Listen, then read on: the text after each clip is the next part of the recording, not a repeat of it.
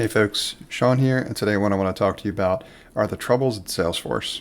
Now, in a recent TechCrunch article that I've read, it's talked about the details of Salesforce not giving future revenue projections at year end, which is highly unlikely for them. Doesn't sound like a big deal, but it is in this case because it's something they typically always do. And in the article, it talks about what they provided as justification for not doing that, which are economic indicators, not just for their company, but for their customers as well too. And that's certainly understandable. I can understand how that could play a role in it. Other people are talking about the turnover at the executive level, which has been more significant in recent years. Even the companies they've acquired like Tableau, they're seeing turnover there as well too, and at the highest level. So that is one element for sure. But if you look closer towards the sentiment that you might find as people are talking about what this article is getting at and the troubles at Salesforce for, arguably the world's most successful SaaS company, people are talking about whether or not it's an indicator of what's to come in the world that is SaaS. And I know that's been slowing down.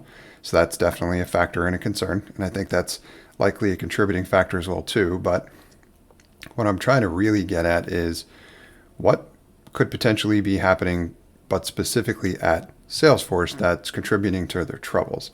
And I think there's a much kind of deeper story here as well too, as we dive deeper into what Salesforce has done or not done well in recent years, but specifically around their product and how they treat their relationships with customers, even pricing. So I want to get into that in a little bit more detail as well too. Now you have to look a little bit more closely to understand what people really think. And for me, I know Salesforce provides a lot of people with a lot of value, but I've always had trouble with it for various reasons. And there's a Reddit thread that links to this TechCrunch article that I'm referencing, and in it, the comments I think are really interesting. They talk a lot about some of the other complaints that I've seen time and time over again about Salesforce. And I'll link to that in the notes as well too, but in it, they're complaining quite a bit about a number of things that are pretty popular to complain about when it comes to Salesforce, but this is more consistent than I've seen it in recent years.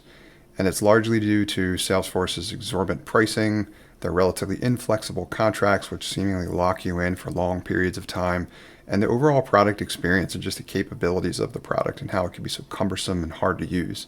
So I think because of a lot of these contributing factors, there's been, in addition to that, there's been a number of other products that have come onto the market, like HubSpot, for example, which have seemingly offered a lot of people a lot more value for a lot less money with a much more flexible contract terms if you do want to move up from their free tier.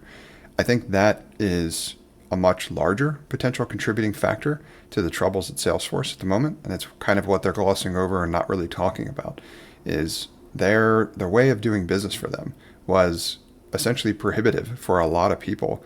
And as people got locked into these contracts and didn't want to have to deal with that any longer, they started looking for other options when they could. And once they did, they found better options and a need to not go back to Salesforce, but to continue with the option that they had found.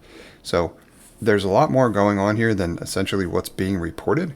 I think those are some of the major contributing factors to what's going on at Salesforce. So let's talk about those in a little bit more detail in terms of how a company like them might wind up there, so you can ultimately make sure that your product company doesn't fall into a similar trap. So I think one of the traps that Salesforce found themselves falling into is this, I call it the shipping cycle, where you're just always pushing features, as in you don't necessarily know what to build or why to build it. So instead you kind of just build. And I see a lot of product companies fall into that trap. If you haven't properly validated what it is you are planning on building, as in you don't know what type of value it's going to be offering your users or customers, then you're highly likely to miss the mark. And I think that's what's continued to happen at Salesforce. They have grown so wide and deep in many areas, making their product cumbersome and really difficult to use. So that's one of the number one challenges at Salesforce, is it's a very high touch product, which requires a very complicated operation to get people up and off the ground and using it.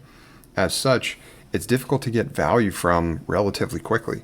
So other entrants in the market from a Porter's Five Forces kind of competition model perspective have understood that as an opportunity, seeing the complaints growing in strength and in numbers in terms of these problems with Salesforce, and they look to capitalize on it. And I think that's really where HubSpot's probably the best example in terms of where they have capitalized on this opportunity to compete more aggressively with an organization like Salesforce, where they've created a product that is more product-led instead of sales-led, meaning that you can get into using it much more quickly. They've obviously got a free tier. I've used it extensively myself and gotten a lot of value out of it. And you also have a lot more fully featured and advanced products that you can take advantage of as well if you want to go that route. But not before they kind of get you into their ecosystem and before they've provided you likely with a lot of value, ideally also potentially even for free, which is a dramatically different experience than the one that Salesforce provides. Now, I understand the products are still different and use cases be what they are, but in this case, that taking that approach, I think, has continued to contribute to things being more difficult for Salesforce. Add to that the rigidness and the inflexibility of their contracts and locking people into the product. That, while that might sound great from a revenue and a retention perspective, if your customers stop using your product, that's a huge risk.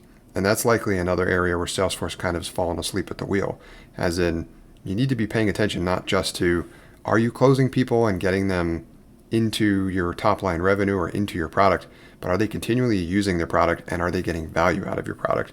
If those things aren't happening, which I've seen that start to fall off quite aggressively in recent years, that's another huge flag. So these are things that you should avoid at your own product organization. You need to make sure that you're building validated products and features with customer discovery and research, as well as you need to make sure that your product provides a good experience and that once people purchase your product, they are actually using it and using it actively.